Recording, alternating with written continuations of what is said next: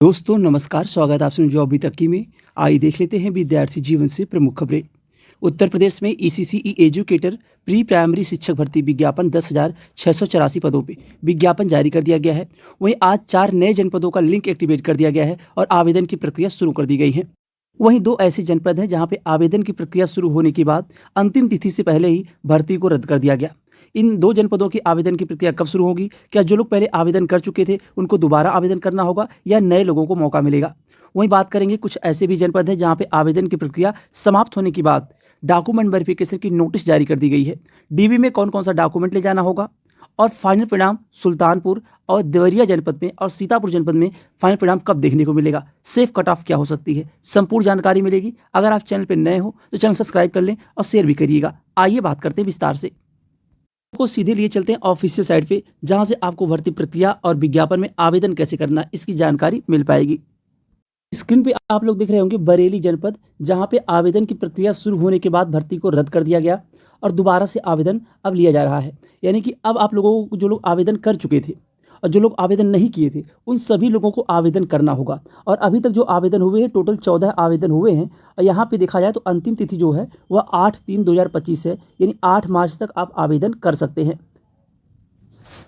पदों की संख्या की बात करें तो टोटल जो पद हैं बरेली जनपद में 190 पदों की संख्या है। यहाँ पे ग्रेजुएशन, यानी कि आपका ग्रेजुएशन में गृह विज्ञान सब्जेक्ट होना चाहिए और 50% नंबर होने चाहिए, तभी आप आवेदन कर सकते हैं। उम्र सीमा की बात करें तो जनपद के अकॉर्डिंग अगर देखा जाए, किसी किसी जनपद में 21 से लेकर 40 वर्ष उम्र सीमा है और किसी किसी जनपद में 18 वर्ष से लेकर 40 वर्ष उम्र सीमा है। तो अगर आप 18 से लेकर 40 वर्ष के उम्र सीमा में है तो आवेदन कर सकते हैं बरेली जनपद में। वही एक और जनपद है जहां से आवेदन की प्रक्रिया चल रही है, जालौन जनपद में। जालौन जनपद में आवेदन अभी तक जो टोटल आवेदन हुए जालौन में वह 208 आवेदन हुए हैं। अगर आप आवेदन ना किए हों तो 7 मार्च से पहले आवेदन कर लीजिए। यहाँ पे आवेदन की प्रक्रिया चल रही है। बात करें मैनपुरी जनपद में तो मैनपुरी जनपद की आवेदन की अंतिम तिथि 6 मार्च है। अगर आप लोग आवेदन ना किए तो आवेदन कर लें। अभी तक जो टोटल आवेदन हुए हैं मैनपुरी में वह 260 आवेदन हुए हैं। और यहाँ पे आवेदन को लेके तमाम प्रकार की सर्वर की प्रॉब्लम आ रही है, तो आप लोग सुबह या तो भोर में सुबह 4 बजे के बीच में आवेदन करिए, रजिस्ट्रेशन करिए, या फिर रात में 12-1 बजे के बीच में करेंगे आप लोग तो आपका आवेदन और रजिस्ट्रेशन दोनों प्रक्रिया बिना सर्वर प्रॉब्लम के हो जाएंगी। वहीं इटावा जनपद में भी आवेदन की प्रक्रिया चल रही है और 6 मार्च तक आवेदन लिया जाएगा। टोटल जो अभी आवेदन हुए हैं वह 697 आवेदन हुए हैं। अब बात कर लें जो 2 जनपद हैं जहां पे भर्ती को रद्द किया गया। एक आपको बरेली बताया गया, जो लोग आवेदन किए थे या नहीं किए थे उन सभी लोगों को दोबारा से आवेदन करना होगा, वह आपको पहले ही बता दिया गया। और एक कंप्यूटर ऑपरेटर भर्ती थी, वो भी लखनऊ में, उस भर्ती को भी रद्द कर दिया गया। वहाँ पे भी दोबारा से आवेदन लिया जाएगा। कंप्यूटर ऑपरेटर की थी एक, और एक भर्ती थी बरेली जनपद में आपकी ईसीसी एजुकेटर की। बाकी ईसीसी एजुकेटर की भर्ती विज्ञापन को लेके अगले सप्ताह में यानी मंडे से कानपुर, लखनऊ, आजमगढ़, अंबेडकर नगर, और वहीं बात करें 1-2 ऐसे जनपद हैं जहाँ पे सेवा प्रदाता एजेंसी का भी चयन नहीं हुआ है। अगर उनके सेवा प्रदाता एजेंसी चयन हो जाता है तो अगले सप्ताह के लास्ट में उन जनपदों का भी आवेदन शुरू होगा। लेकिन लखनऊ, कानपुर, अंबेडकर नगर, आजमगढ़, इन जनपदों का आवेदन अगले सप्ताह से शुरू हो जाएगा स्टार्टिंग से, यानी कल मंडे है। मंडे के बाद कभी भी आवेदन की प्रक्रिया लिंक एक्टिवेट कर दिया जाएगा। वहीं बात करें कुछ ऐसे जनपद हैं जहां पे आवेदन की प्रक्रिया समाप्त हो गई कल, यानी कुछ जनपदों की आवेदन की प्रक्रिया 28 फरवरी के दिन समाप्त हुई थी और कुछ जनपदों की आवेदन की प्रक्रिया 1 मार्च के दिन समाप्त हुई थी। अब इन जनपदों में डॉक्यूमेंट वेरिफिकेशन को लेकर नोटिस आपको 3 से 4 दिनों में देखने को मिलेगी। अब नोटिस आपको कहाँ देखने को मिलेगी? इस ऑफिशियल साइट पे आपको नोटिस देखने को नहीं मिलेगी। आपकी नोटिस देखने को मिलेगी जब आप लोग आईडी पासवर्ड जनरेट किए थे, उस समय जो ईमेल आईडी आप लोगों ने इस फॉर्म में फिलअप किया था, ईमेल आईडी, उसी ईमेल आईडी पर आपको एक मेल आएगा। इस तरह से आप लोगों को मेल आएगा। जैसे कि यहाँ पे मान लीजिए ये पहले सीतापुर जनपद में इसी तरह से मेल आया था कि आपका डॉक्यूमेंट वेरिफिकेशन कहाँ होने वाला है और किस डेट में होने वाला है। इसी तरह से एक पीडीएफ खुल के आ जाएगा आपके मेल पे। आप लोगों को डॉक्यूमेंट वेरिफिकेशन में जो डॉक्यूमेंट लेके जाना होगा उनमें हाई स्कूल की मार्कशीट हो गई, इंटर की मार्कशीट हो गई और ग्रेजुएशन हो गया, बीए। अब बीए में आपके पास डिग्री हो या प्रोविजनल हो, दोनों में से एक होना चाहिए। हाई स्कूल की मार्कशीट सर्टिफिकेट होनी चाहिए, इंटर की मार्कशीट सर्टिफिकेट होनी चाहिए, और अगर आप लोग ईडब्ल्यूएस प्रमाण पत्र लगाए हों तो ये भी ओरिजिनल होना चाहिए। सारे डॉक्यूमेंट ओरिजिनल होने चाहिए। ओरिजिनल कॉपी आपको ले जाना होगा और उन सभी ओरिजिनल कॉपियों के कम से कम 4 से 6 प्रति फोटो कॉपी यानी जिराक्स होना चाहिए, और अपनी फ़ोटो होनी चाहिए 4 से 6। और जब आप लोग डॉक्यूमेंट वेरिफिकेशन कराएंगे तो डॉक्यूमेंट वेरिफिकेशन में आपके ओरिजिनल प्रमाण पत्र जितने भी हैं उन सभी प्रमाण पत्र को वापस कर दिया जाएगा और जीराक्स यानी कि जो आपका फोटो कॉपी होगा वही वो सबमिट कर लेगा, ले लिया जाएगा। इस तरह से आपका डॉक्यूमेंट वेरिफिकेशन होगा। डॉक्यूमेंट वेरिफिकेशन में काफ़ी ऐसे लोग भी बता रहे हैं कि वहाँ पे साक्षात्कार इंटरव्यू हो रहा है, क्योंकि आपके नोटिस में देखने को मिल रहा है। जब सीतापुर की डीबी हुई थी तो वहाँ पे देखने को मिला था, देवरिया के डीबी में देखने को मिला था कि साक्षात्कार होगा। यहाँ पे देखिए आप लोग, ये सीतापुर जनपद की डीबी की नोटिस है।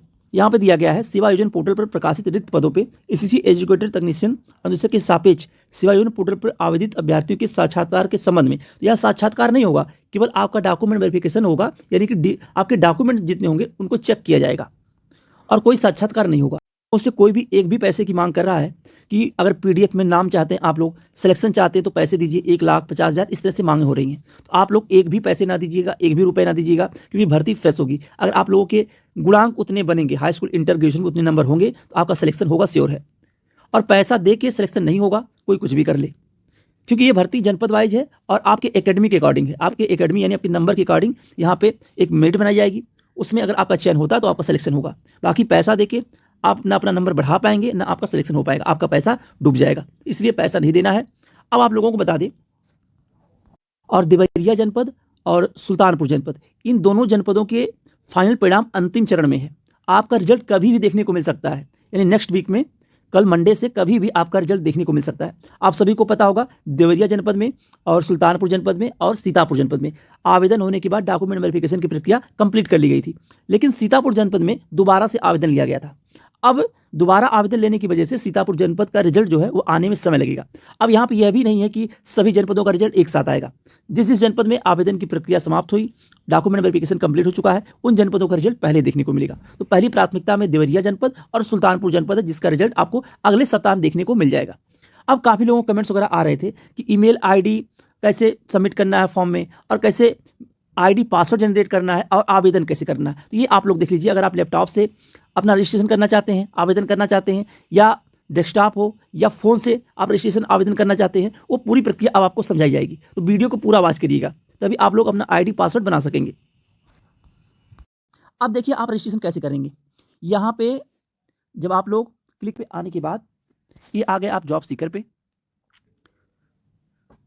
जैसे जॉब सीकर का पहला पेज खुल के आता है यानी ओपन होता है, आपको यहाँ पे क्लिक करना होगा। यहाँ पे आप लोग देखिए जॉब सीकर साइन अप, ये देखिए जो मोबाइल रिकॉर्ड की जा रही ये है, फ़ोन से ही, मोबाइल फ़ोन से ही रिकॉर्ड किया जा रहा है, तो मोबाइल फ़ोन से भी आप लोग रजिस्ट्रेशन कर सकते हैं। तो यहाँ पे आपको क्लिक करना होगा जॉब सीकर, पूरा स्टेप टू स्टेप देखते चलिएगा, तभी आप लोग अपना आईडी पासवर्ड बना सकेंगे।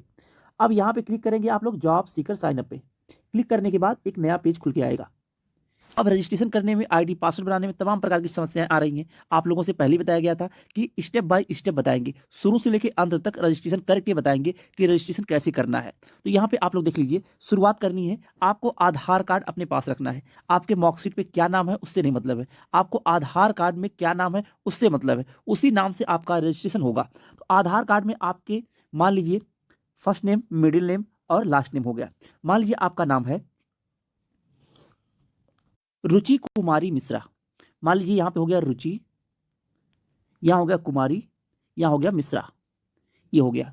अब आधार नंबर, आपका क्या आधार नंबर, यहाँ आधार नंबर होगा, यहाँ मोबाइल नंबर होगा, यहाँ पे होगा ईमेल आईडी। ईमेल आईडी क्या है, क्योंकि आप सभी के पास अगर मल्टीमीडिया सेट फ़ोन है तो आपके पास ईमेल आईडी होगा ही, किसी का भी ईमेल आईडी। मान लीजिए आपका ईमेल आईडी नहीं है, आपके घर में आपके दोस्त यार किसी के पास ईमेल आईडी है, उसका ईमेल आईडी आप यहाँ पे सबमिट कर सकते हैं। लेकिन ये है कि वह चालू हालत में हो ईमेल आईडी, यानी किसी के फ़ोन में वह ईमेल आईडी जो है वो लॉगिन हो, ताकि आपका जब सिलेक्शन होगा तो आपको उसी मेल आईडी पे मैसेज आएगा कि आपका शॉर्ट लिस्ट में नाम है या नहीं है।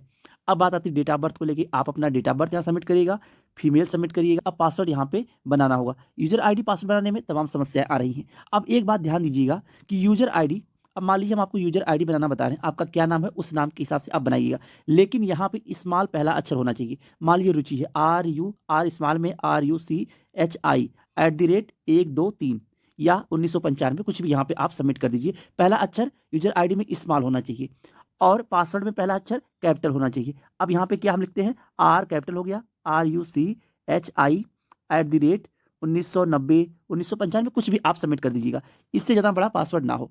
ये हो गया आपका आईडी, ये हो गया आपका पासवर्ड, ये दोनों आप लोग स्क्रीनशॉट रख लीजिए या फिर कहीं नोट कर लीजिए आप यूजर आईडी पासवर्ड क्या बनाए हैं। अब यही पासवर्ड आपको यहाँ पे सबमिट करना होगा।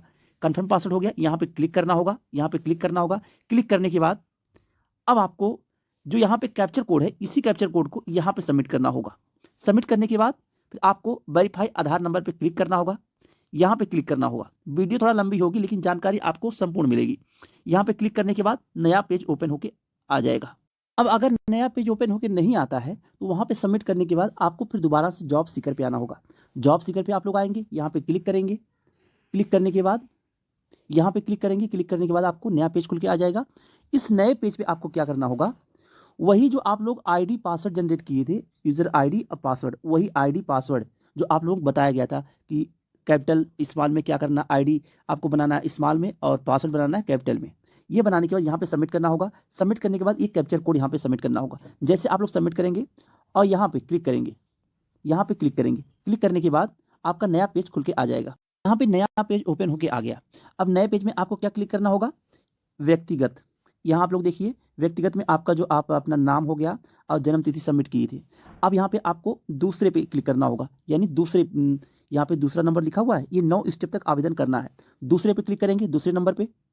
दूसरे नंबर पे क्लिक करने के बाद आपका यहाँ नाम आ जाएगा, जो अपने रजिस्ट्रेशन में आप लोग ने यहाँ पे सबमिट किया था, नाम हो गया। और अंतिम नेम यहाँ आ जाएगा, जो आप लोग अंतिम नेम किए होंगे। यहाँ पे महिला आ गया, डेट ऑफ बर्थ हो गया। यहाँ पे डेट ऑफ बर्थ होने के बाद यहाँ पे आपको पिता का नाम, माता का नाम हिंदी में। उसके बाद आपको धर्म क्या है, यहाँ पे देखिए धर्म क्या है, वर्ग क्या है, प्रमाण पत्र संख्या क्या है, और क्या आप पहले खिलाड़ी रह चुके हैं या आप किसी कार्यालय में जॉब किए हैं। तो यहाँ पे आपको स्टेप बाय स्टेप सबमिट करना होगा। यहाँ पे जनपद क्या है, कार्यालय जनपद, किस जनपद में आप जॉब करना चाहते हैं, यानी कहाँ से आप आवेदन करना चाहते हैं, अपना जनपद डालिएगा कि आप किसी भी जनपद के हों, ठीक है। उसके बाद पहचान विवरण हो गया, यानी फैमिली आईडी हो गई, यहाँ पे आईडी सबमिट करना होगा। आईडी सबमिट करने के बाद यहाँ पे आपको आना होगा, क्या आप विदेश में काम करने की इच्छुक है, चयन करें या नहीं। आप विदेश में चाहते नहीं जॉब करना, आप अपने उत्तर प्रदेश में चाहते हैं, तो यहाँ पे आप लोग नो कर दीजिएगा। फिर उसके बाद यहाँ पे आप लोगों को अपना यहाँ पे देखिए फोटो अपलोड करना होगा। फोटो अपलोड करने के बाद इसके बाद आ जाएगा तीसरे नंबर पेज पे, आपको आना होगा नेक्स्ट पेज पे। यहाँ पे आपको लंबाई, वजन हो गया, ब्लड ग्रुप हो गया, दृष्टि हो गई, क्या आप विकलांगजन में हैं, नहीं, अगर हैं तो हाँ। फिर इसके बाद आपको यहाँ पे सुरक्षित करना होगा। फिर उसके बाद नया पेज खुल के आ जाएगा। पेज में यहाँ पे आप लोगों को देखने को मिलेगा राज्य कौन सा है, उत्तर प्रदेश, जनपद कौन सा, तहसील, विकास खंड, राजस्व ग्राम हो गया, पिन कोड संख्या क्या है और आपका एड्रेस क्या है। उसके बाद यहाँ पे आपको सुरक्षित करना होगा। अब आइए नेक्स्ट पेज पे चलते हैं। ओपन होके आ जाएगा, क्या आपके पास अनुभव है, अगर आप पहले कहीं जॉब किए हो तो हाँ, नहीं तो ना। उसके बाद नया पेज खुल के आ जाएगा। फिर आपको नेक्स्ट पेज पे जाना होगा। नेक्स्ट पेज पे जाने के बाद उसके बाद नया पेज आ जाएगा ओपन होके, क्या आप शिक्षित है, हाँ, तो यहाँ पे हाँ करके सुरक्षित कर लीजिएगा। उसके बाद नया पेज खुल के आएगा। नया पेज खुल के आ गया कि क्षेत्र क्या है आपका, और आपका क्षेत्र आ जाएगा, यानी एरिया क्या, कहाँ आप जनपद में कौन सी तहसील है, वहाँ पे आपको क्लिक करना होगा। नौकरी की इच्छा चयन करें, यहाँ पे आपको क्लिक करना होगा। क्या आप पार्ट टाइम नौकरी में रुचि रखते हैं, हाँ या नहीं, तो आप लोग यहाँ पे नहीं कर दीजिएगा। वेतनमान कहाँ से कहाँ तक आप चाहते हैं, ठीक है। क्या आप जिले के बाहर नौकरी के लिए इच्छुक हैं, अगर आप हैं तो हाँ लिखिएगा। वैसे अगर इसी के लिए हैं, इसी भर्ती विज्ञापन में आवेदन कर रहे हैं, तो आप लोग ना लिख दीजिएगा। फिर नया पेज खुल के आ जाएगा कि आपकी भाषा क्या है, बोलना, लिखना, पढ़ना क्या क्या आपको आता है, वहाँ पे क्लिक करना होगा। क्या आपको अंतर्राष्ट्रीय भाषाओं का ज्ञान, यदि हाँ तो टिक करें, आप लोग यहाँ पे टिक करिएगा और उसको सुरक्षित कर लीजिएगा। सुरक्षित करने के बाद तो रजिस्ट्रेशन की प्रक्रिया पूरी हो चुकी है। अब आप लोग अपने आईडी पासवर्ड को जनरेट कर चुके हैं। इसी आईडी पासवर्ड से आप आवेदन कर पाएंगे। सेवा योजना पोर्टल पे कोई भी विज्ञापन जारी होगा।